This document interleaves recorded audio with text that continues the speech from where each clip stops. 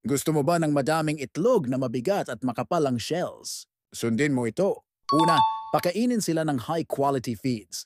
Maraming high-quality formulated feeds na galing sa mga kilalang feed manufacturers na kumpleto na sa lahat ng kailangan ng layers at breeders para mangitlog ng tuloy-tuloy at malalaki. Dapat palaging sariwa at tama ang dami ng pakain araw-araw. Hindi mo na kailangan pang magdagdag ng mga suplemento na dagdag gastos para mas malaki ang iyong kita.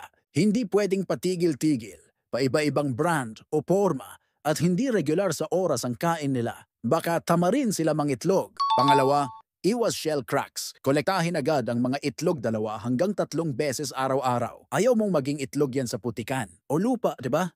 Pangatlo, bigyan ng sapat na katumbas ng sikat ng araw or LED lights na 3 to 9 watts na umaabot sa 16 na oras araw-araw.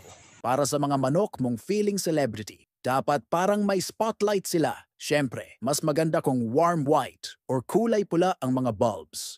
Pangapat, higit sa lahat, palusugin ang digestive at patibayan ang immune system ng inyong mga alagang manok. Pag malusog ang kanilang digestive system, lahat ng sustansya, bitamina, at mineral na nasa feeds ay makukuha nila. Pag matibay ang immune system nila, di sila sakitin at makakatipid ka sa gamot. Maghalo ng ProGastro Plus sa kanilang inuming tubig upang malusog ang kanilang bituka at matibay ang kanilang immune system. Siguradong tataas ang kanilang egg production rate. Sa mga nasa molting stage, para mabilis ang recovery, mag-ProGastro Gold. Kapag nagawa mo lahat yan na ba, parang factory ng itlog ang manukan mo.